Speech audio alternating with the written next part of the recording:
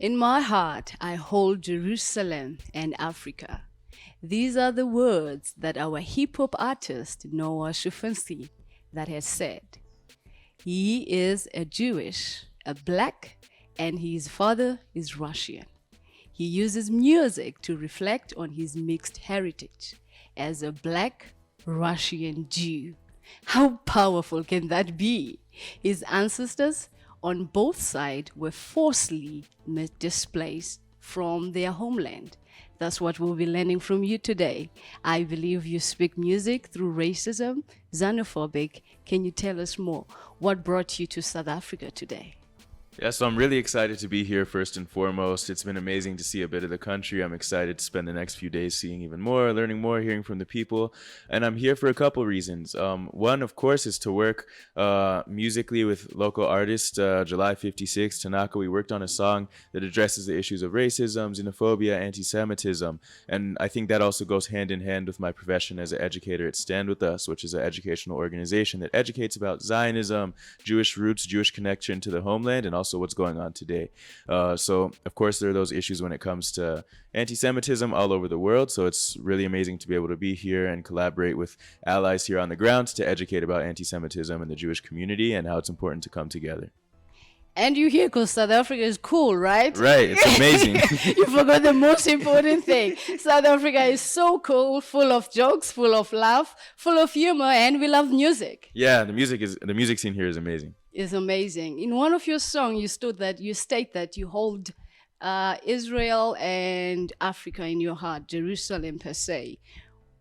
Why Israel and why Jerusalem and Africa? So I think that really just has to do with my roots. So growing up being black and Jewish in the United States, there's the understanding that, that's where my people come from. And you had, whether it was my mom's side or my dad's side, whoever they were living under the control of, always tried to erase those roots. So my dad, coming from the Soviet Union, his family was living under a government that made it illegal to come out and talk about your roots and your homeland being related to Israel, coming from Israel. But that's the thing that they always held with them. Even when everything else was stripped away from them, they knew that they were Jews who dated back their heritage to Israel. So for me, that's always something that's important that I bring into my music. And of course, being a proud black American, growing up with a family who had to flee the Jim Crow South and eventually settled in California from Mississippi, I also know what it's like from that perspective in the U.S. to try and have their roots stripped away from them. But in spite of all of that, not because of that, not letting that define me, but in spite of all of that, still I'm going to hold Jerusalem and Africa in my heart. Oh, that's so cool. You hear some black Americans, they're like, I'm from Africa, I'm an African American, and they have never been to Africa.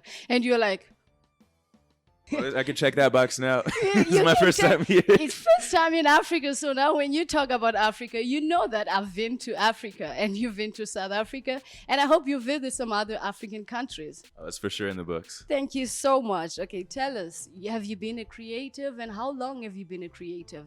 You having your own identity and through your music, referring to an identity. So if you can tell us more about you being a creative and expressing your identity through music, how has that been to you? It's honestly been it's almost therapeutic in a way. So since I was a little kid, I'd always write lyrics. Like there's old notebooks I have from when I was probably 7 years old where I'd write lyrics about whatever was going on in my life that was important to me. And I don't really have to go into that. I don't incorporate 7-year-old Noah's lyrics into what I do nowadays. I'll spare y'all. But since then, like music has always been an important part of my life, even just because my parents would play all sorts of different artists and genres for me, and all that sort of influenced me. I don't have the singing voice of like Bob Marley or Sam Cooke my parents would play, so I'll stick to the rap. All right. Second time I'll save y'all today. So for me, that's always been like a way I've expressed what's important to me, whether it was about like growing up in California and San Diego, that part of my identity. My dad was in the Navy, so I moved around a lot. So a lot of my music has to do with storytelling and talking about what it's like having to pick up and move to a new place and make new friends every 3 years. And then, of course, my identity, being black and Jewish, not only dealing with the issues of racism and anti-Semitism, but also just the story of my people and actually understanding that music is a way that not only can I express who we are, but it's also like something for representation for my own community. Because a lot of times what you get with black communities and Jewish communities in the United States is that they get pigeonholed and only represented a certain type of way in the media. And everyone who's a member of that community knows that there's diversity within who we are. but that's not always portrayed. So for me, I think there's power in music to showcase, like, yeah, I can talk about all these different topics through music, and at the end of the day, you're hearing it from a black Jew, and anyone can relate to some of these topics. And for the things that people can't relate to, this is their chance to get a window into it. Yeah, talking about what you speak through your music, you speak about xenophobic, which is a very heavy topic to talk about. And then how has that been to you about racism? Because usually when you hear rappers, Lamborghini, this, you understand, you talk of more critical things that are affecting our society today and which are educational. I think the young people don't look at these things. You understand? It's all about the high life. It's all about what car I'm driving, what I'm doing. But you're hitting the topics that hit the ground that no one wants to talk to. And you're young. Yeah. How has that been to you? It's been really amazing because for me, I grew up on that type of music. So my parents would play like Sam Cooke, like R&B and soul. I'm a good California boy. I got my oldies. I hear you. You know it. And Sam Cooke, he grew up in a town in Mississippi, not far from where my family was, where they literally ran off their land by their racist neighbors. And like Sam Cooke was someone who, on one hand, talked about critical issues that were going on, and on the other hand, talked about lighthearted topics that anyone could relate to, love, all this other kind of stuff. Yeah. So Bob Marley, same thing. Like I grew up hearing plenty of Bob Marley. Every Sunday there'd be a radio station in San Diego that would play nothing but reggae. My mom would pick me up from Hebrew school, and that's the radio station that would be playing. And then, of course, with hip hop music that I grew up listening to, a lot of old school West Coast hip hop that my parents didn't play for me, but it was played around me when I was young. Talked about whether it was stuff I could relate to about California love, all these kind of like lighthearted topics, but also dealing with issues of what it was like to grow up in certain neighborhoods, what it was like to deal with issues like racism and discrimination and poverty. So hip hop has always been a way from its inception that people have talked about real issues. And now sometimes, like as with anything that goes into the mainstream, it can get watered down. People can try and use it for different ways. Not to say that there's not a place for just fun. Yeah. But when it gets pigeonholed as only that, I think that's when it becomes a problem. So for me, being a young person, I want to still hold on to those hip hop roots of talking about real stuff that affects people. And Westside Gravy. Why Westside Gravy? Tell us more about the name. All right, so the West Side, I grew up in the West Coast for most of my life. So that's sort of where the West Side comes from. And I moved to Israel. I ended up on the west side of my city in Israel too. So it's consistent connection right there. Yeah. The gravy's still top secret though. Tell us, what grounds you as an African Jew? I think that it's just that's how I was raised, knowing that that's like, it's from my family. It's from my parents, knowing that those are my roots, and that despite everything that I'd have to face going out into the world, that I have faced from a young age. I dealt with racism and anti-Semitism since I was like 4 years old. But even before that, my parents told me, Noah, like, you're going to have to deal with these issues because you're black and you're Jewish. There's times when you might have to work twice as hard as your classmate sitting next to you because they're not black and they're not Jewish. That's not an excuse for you to give up. You're going to have to work twice as hard. It's not fair, but you still have to do it, so maybe the next generation won't. And I think that that's also something that just comes from my culture. Yeah, you're black and you're Jewish. There's two things that you're fighting against. We're just fighting about being black, and you're Jewish too. So those who don't like blacks, don't like Jews, don't like you. But I like the fact that you came through music and you connected the two, that we as black, as Jews, we can all live together and we can all connect through one thing, music. And that's the power of music, that it connects, because music has no genre. Music has no say, I'm black, I'm this. If it's nice, we all jam to it. Yeah. We don't look that who sang it, and it's only after I get interest in you, I'm like, oh, this guy is a Jew. I can't believe I was dancing to a black guy. Do you understand? Yeah. We dance to music that we don't understand the lyrics, but because it speaks to our soul, and then we connect to it. Yeah. I think that's the power of music too. That's the power of music. And it gives you the chance to fuse different genres, like especially because I make my own beats. So lyrically, I like to incorporate different languages here and there because that's like, I think, a very important part of connecting to culture. But also just as far as even producing a beat, it's like, I know that I'm a rapper. I'm very unapologetic about it. I like rap music. I think it's an art form. I'm proud to be a rap artist. And at the same time, you know, if I'm in Israel listening to a lot of like Mizrahi music, I can incorporate some of those sounds into the music that I make and fuse where I'm living at now with my West Coast roots, and really make something that a lot of different people can relate to, or maybe they can't, but again, it's a window into something new for them. That's good. Speaking to you, I can feel that you've got the true identity of who you are, which what young people don't know. Like they can't find their own identity. And how was that to you to find who you are and express who you are and expose it to the world? Because some people are scared to show who they truly are. They would rather copy what the world accepts and then not show who they truly are. How has that been to you, finding your own identity and exposing it to the world? Honestly, for me, if I'm speaking like 100% honestly, it wasn't that much of a struggle just because of the household that I grew up in. I think my mom and my dad had to deal with a lot of things growing up in the era they did, that they went through a lot of things that maybe someone like me would have had to go through, but they kind of guided me in the right direction. So my dad, having been a refugee from the Soviet Union, being felt like a other or being treated like a other there because he's Jewish and not Russian, like in ethnicity terms, how they viewed it. He understood what it felt like to be outsider. Then he comes to the United States as a refugee, as a foreigner, and had to deal with those issues on top of anti-Semitism. And then figuring out how to balance that, being the child of immigrants. He was even an immigrant, but being the first generation to really live and spend his childhood in the U.S. So in a lot of ways, I feel like my parents figured out who they were because they had no other choice. And then they made sure to instill in me and my siblings to know who we are and to understand that it might come with challenges, to understand that we're different from people, but that's good. Like that uniqueness of different types of people is actually a value to humanity, not a detriment. And being able to learn how to tell our own story, I think also was a really important part of that. So like even at my work at Stand With Us, that's more educational, not necessarily in the music sense. I'm talking to young people who are coming from all over the world, whether they're Jewish or non-Jewish, who have some sort of connection to Israel, whether it's spiritual, whether it's cultural, whether it's just their interest in the land and what's going on there now. They have a connection to Israel, and being able to receive them, meet them where they're at, and also educate from a nonpartisan perspective, and also figure out how we can tell our own story and not let it be defined by people who want to put us in a box, I think is extremely powerful. It's very powerful. And speaking about that, your parents raised you and they instilled this type of behavior and your identity. And looking at the young youth nowadays, they don't want to listen to parents. They want to create their own identity, which leads to someone not having their full identity. They're like faked identity. Once they're in crisis now, and it's whole lot of a mess. And it's quite inspiring to hear young people like yourself knowing who they are, proud that this is what my parents taught me and I'm living this life. That is really good. And I heard that you came to South Africa and you go doing a carabo with Tanaka Dure. Yeah. How is that going? Tell us more about it. Honestly, it was amazing, like to work with him.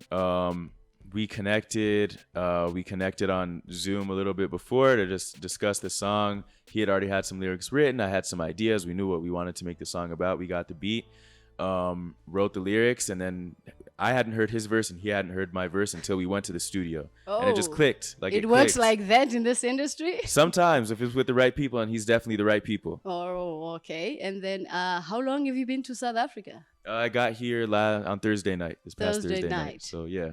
How has it been? It's been amazing. Honestly, it's been absolutely amazing. I've loved it here. I've loved to meet all the different people. I've been able to see some of the sites and learn a bit about like some of the serious history that's gone on here and just offer me new perspective. Because even with things like apartheid and discrimination and racism, I learned about it in the context of the U.S. But to actually be here on the ground and hear from people who either have been through it or their parents have offers a completely new perspective. And I'm really honored and grateful that I'm able to see that. Okay, I'll test your stay in South Africa. Say one South African word that you've heard so far. I need to know something. Well, I was told that I have to get a quota. A quota. Now that's more South African. I'm all about my food, so that's number one. You all about food. Did you get the quota? Not yet. But that's on the agenda. That's on the agenda, yes. And then which places did you visit here in South Africa and which places are you going to go visit? So far I've been able to, I was in Pretoria where I recorded in the studio. After that, we went to the Apartheid Museum, so I heard a little bit about that. Yesterday we were at Constitution Hill with the tour guide and also in Soweto. And then going to Cape Town next tomorrow night probably. You're going to Cape Town. All right. I think on the next menu, we definitely going to give you a quota. Knowing Yeah, that I'm ready. education is one of the most important things that one does, and the rappers nowadays, they don't take education seriously. How has that been to you? Like, what's the importance of education? Please let us know. And what inspiration that I still need to be educated, though I'm a rapper, because a lot of the people, like, if you're a rapper, you don't need education. What's the importance of education? So first and foremost, the motivation for making sure I'm still educated will for sure be having a black mom and an immigrant dad. They stress that in my household, you know, always since I was a kid. But in all reality, it's like every time for me, music is a form of education. It always has been for me. And a lot of the artists I look up to were people who took their craft seriously. They're people who were artists and were educated in art and were able to actually make references to things that are going on in the world. And that's the way that you can actually be a successful artist, in my mind, and reach beyond just surface level topics and talk about things that anyone can be able to relate to. And then just in my personal life, I think when you have these issues, some of the topics I talk about, like you mentioned, racism, anti-Semitism, these are things that are products a lot of ignorance or of lack of education. Yeah. So if that's something that's important to me in my music, that's also going to be important to me outside of my music. So even just in my job working at Stand With Us, the reason why you have so many people who are struggling with anti-Semitism, one of the reasons why, obviously you have hatred, but a huge thing is misinformation. Yeah. So being able to learn how we can tell our own story as a Jewish people and not allow other people to tell our story for us and try and influence people to fall into that camp of people who just have hatred in their hearts, I think is extremely important. That's one of the most poignant things that we do is learning how to tell the Jewish story. And it's not only about telling it to non-Jews, it's even talking to our own community and figuring out when someone comes up to you and asks you questions about yourself, a lot of times it doesn't even necessarily have to come from a place of hate. They could just have never been exposed to something and be influenced by people who are trying to push this hateful narrative. And it's on us to be able to tell our story from our own eyes, from our own hearts, from our own souls, from our own traditions, and be able to connect to them in that way. Because it's not about convincing someone one way or another. It's about giving them all the information that they need and that we have. Oh, wow. That's good. I would have spoken to you alone, but there's some audience that's like, no, no, no, no, no, no. We have to ask him something. That's what you bring to people. The more they listen to you, the more they want to learn. So we've got some audience that would like to ask some few questions. Sounds great. All right. All right, so I have two questions. The first one is, so you speak a lot about how you grew up in America, and a lot of the, growing up in American culture and amongst American people, it's very easy to get westernized, and obviously that's not a bad thing, but get westernized to the point where you lose your own sense of identity or your own roots. So for you, how was it kind of navigating that sort of Western culture and still being able to have that great focus on who you are and your own identity as being Jewish and Black at the same time? So how did you navigate that duality amongst American culture? So that's a really, really good question. And I think I can kind of talk about it from two lenses. So on one lens, when it comes to Jewish culture has existed long before what a lot of people try and describe as Western culture, just based on the precedent that it started existing thousands and thousands of years ago, before even the categories of how you divide people up in the U.S. were put into place. So even knowing that story has helped me. And I think it's also important to recognize that I grew up in the United States of America, love it there. My dad served in the U.S. Navy. I'm very proud of my American roots. But on both the Jewish side and also my Black culture, it's about knowing from a kid that we influenced American culture. So whether it was through music, whether it's through food, whether it's through the systems of government, whether it's through the inventions, if you look at the list of American inventions, it's a crazy disproportionate amount of them that were created by Black Americans. So recognizing that despite the fact that as a community we'd been oppressed, we'd been enslaved, still to this day deal with discrimination, and same when it comes to anti-Semitism. We fled violence from all over the world. Many of us ended up in the United States, faced discrimination, faced ill treatment, not being treated as equals. We still were able to hold on to our roots and influence American culture. So for me, it was always about looking back even before this idea of us as a people being westernized and how did we contribute to the West and honestly anywhere else where we ended up. Yeah, that's a really good answer. And then my second question is, so the album name Black Keeper activities. Where did it come from? Like, what does that mean as an album name? So I really like that. There's kind of like a surface level funny like explanation and then a little bit more of a deep explanation. So it's always a thing. I got my black Air Force Ones right now. It's like always a thing on social media. It's a lyric. It is. Yeah. Yeah. So like there's always a thing about black Air Force One activities. People with their black Air Force Ones are unapologetic, like so on and so forth. So it's just kind of a funny play on that because it's like just being part of hip hop culture and also recognizing that I'm Jewish. And then the other part of that is from this actual like more deep sense. Being Jewish in the United States, especially in the hip hop community, is not always viewed as something that people should be outspoken about or talking about. It's always viewed as a secondary identity. So the fact that in public, I'm going out and I'm wearing my kippah, and there's a whole story about that I'll like be brief, but I'll explain. When I was in the 8th grade, I was on school on a Marine Corps base, and I was the only Jewish student.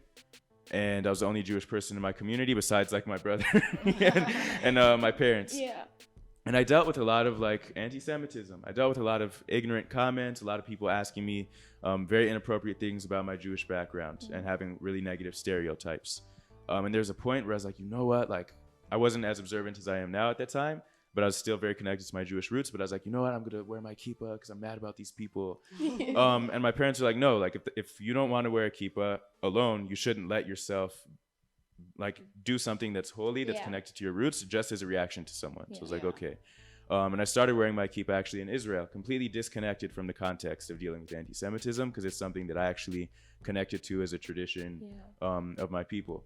So understanding that we like black keeper activities is like, listen, like I'm not going to let myself be defined by anti-Semitism. And at the same time, I'm going to be in public and do something that I'm connected to from my roots in an unapologetic way.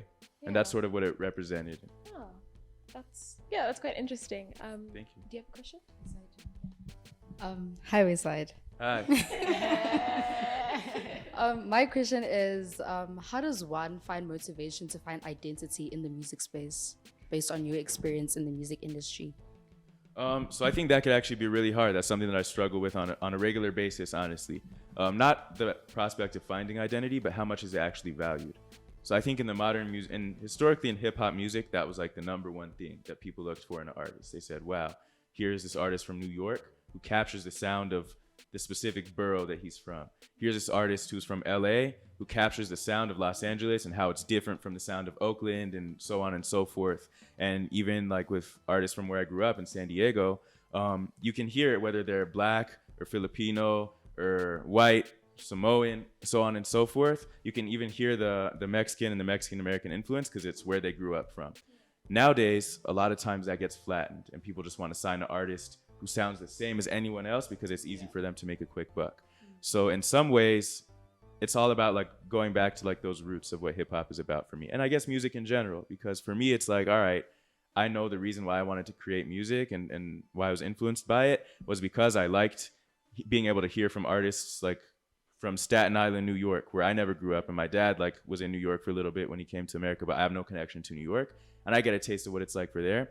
And I want to be able to do that for people who aren't familiar with my own life or my own background. But it also becomes a struggle because then, you know, you have meetings with people and people who are in the industry who say, oh, your music is good, but you need to like cut this out and just do this and you'll be able to be successful.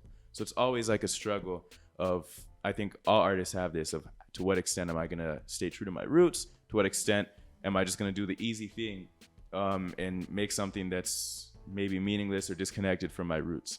But in the long run, if you look at artists who are actually impactful and influential, you look at people who are at the top of the hip hop game, even on the West Coast, Kendrick Lamar, Nipsey Hussle, E40. These are people who had long and still have long careers from way back then until now that are out for much longer than some of the people who get signed off a one-hit song. They're one-hit wonders because they're not actually saying something that people are going to relate to in a long way. So it's about like keeping the long game in mind, I think. Thank you. Thank you. Okay. Hi, Noah. My question is about How have you been able to manage to stand and find your true identity as a young person? And coming to think about it, most of the time there's peer pressure that happens around that you get influenced about.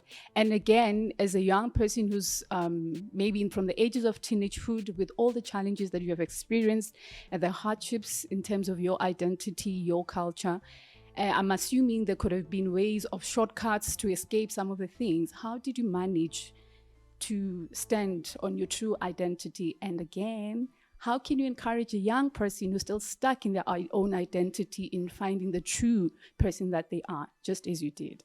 So I think part of that has to do, it's natural, I think, when like you're growing up to question, all right, what parts of me do I like subdue? What parts do I put out and be proud of? And naturally there's going to be a little like back and forth. I really just give it up to like finding a role model. So for me, that was my parents and also my older brother. So my older brother, he made Aliyah, he moved to Israel before me. And he's always been a writer, like more in an academic sense. And for me, the way that he's been able to like his Jewish culture, like his Black culture, be academic about learning about his history was always influential to me. And that kind of inspired me. So I think one way for sure is finding a role model of someone who actually does that.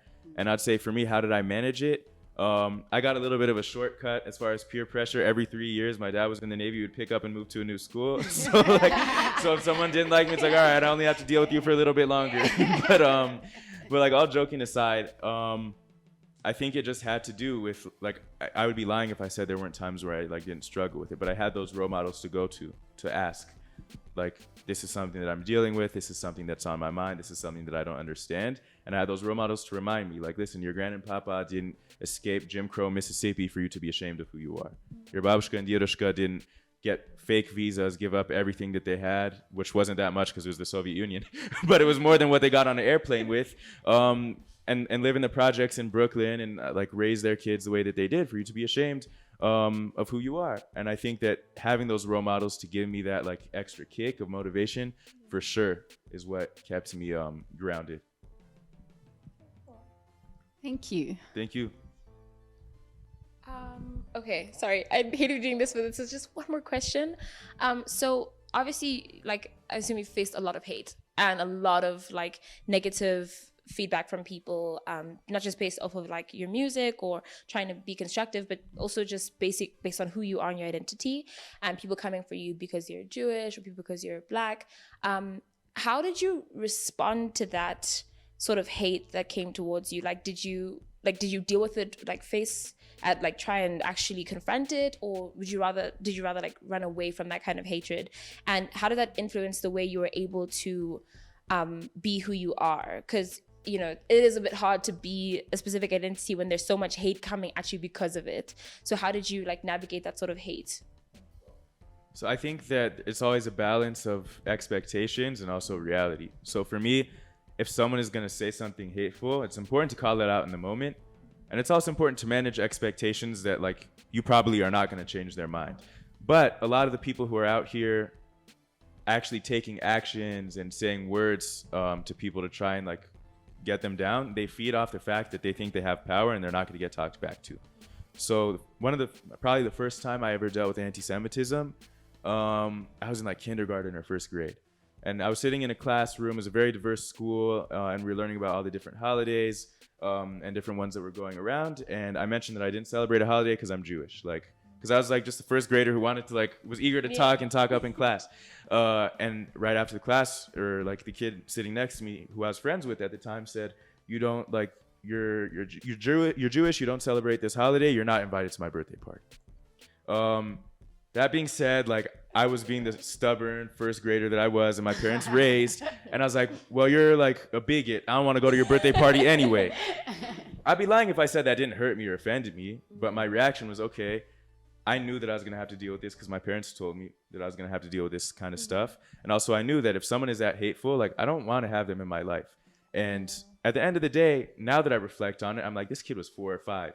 He probably didn't even know what it meant, the holiday that he was upset that I didn't celebrate. Like, I doubt he even knew what it meant, but he was getting that from somewhere. And I think that as I grew older, it's about, okay, there are other instances when I'd walk on my university campus with my kippah. I had someone drive by at a red light and stop and yell stuff about me for being Jewish. And they thrive off the idea that they can do that to Jewish people or to anyone and scare us. Yeah. And my response that didn't necessarily make my protective parents happy was to yell back at them and walk up to their car. I said, like, what'd you just say to me? And then, oh, I didn't say anything, and they drove off. So do I think that made that person no longer anti-Semitic? No, that person probably still thinks the same thing. Yeah. But now they know that they can't just get away with saying stuff and get no response. Yeah. Thank you for agreeing for us to have an interview with you, and thank you so much for what you have shared with us. And to talk about identity, you one man who knows his identity, and you one man who's so well spoken. I don't know if is it rap or is it the books or is it the parents, but a little bit of this and a little of that. That's what he says. So let's go enjoy your music and let's get dancing. Thanks so much for having me, and thank you for the amazing questions.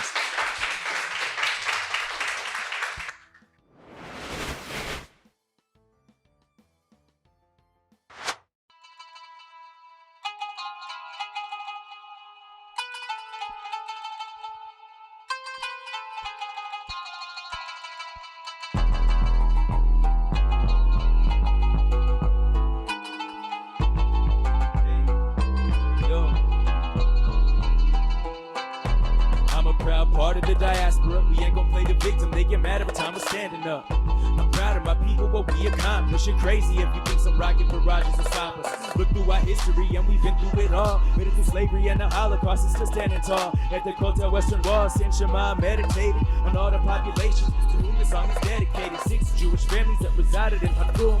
Iraqi brothers and sisters survived the Farhud. The ones who came in 56 from Israel, now we're thriving. Garim Berushalayim. וגם בחיפה, הגולן ותל אביב, באר שבע והנגב ואילת עד השיא. אתה יודע שלא שכחתי האתיופים שעשו את הכל, מה הם אמרו שהם לא יכולים. I'm a proud part of the diaspora. In my heart I hold Jerusalem in Africa. Kicked aside of Berlin and started gassing us till we put our foot down cause we had enough. Check out the flag that I'm waving, 2 blue stripes and a huge star of David. Check out the flag that I'm waving. It keeps shooting rockets, but they never gon' take it. Here I'm talking about the Jews wanna replace us. College campuses that been trying to erase us. And all that BDS campaigning, we dealt with worse problems and racist associations. The students all acting stupid, thinking they're making differences, picking and choosing truths and not knowing what real resistance is. Say they value social justice, are you kidding us? What the hell gives you the right to tell me who's indigenous? You don't have it, you just assume the privilege of looking at other people and telling them what their image is. They want the image to fit the twisted narrative, but those divide and conquer tactics ain't scaring this diaspora, of which I'm a proud part. I got blue and white in my veins running through my heart. And they get mad when we're surviving. The truth is, only way they like a Jew is if they're dying. So I'ma say this by the candlelight. Take a moment and remember the fallen for the sacrifice. Never again, never forget. They wanted us dead, we rose from the ashes instead. Elamdim historia medor ledor. Lo hiye lanu adid im lo niskor. We wouldn't have a future if we didn't have a past. Every day we gotta take a minute and honor those who passed. Then wake up determined, cause we're returning to the ways that they tried to erase, that we're preserving. Scattered in the wind and diaspora conditions, still maintain the connection to our traditions. Morocco to Havana, Yemen, Lebanon, and Ciudad de Mexico, Buenos Aires for our nation. Through all of the oppression that they threaten, trying to shatter us, I'm still a proud part of the diaspora. I'm a proud part of the diaspora. In my heart I hold Jerusalem in Africa. Kick aside of Berlin and started gassing us till we put our foot down cause we had enough. Check out the flag that I'm waving, 2 blue stripes and a huge star date. Check out the flag that I'm waving. Keep shooting rockets but you never gon' take, cause I'm a proud part of the diaspora.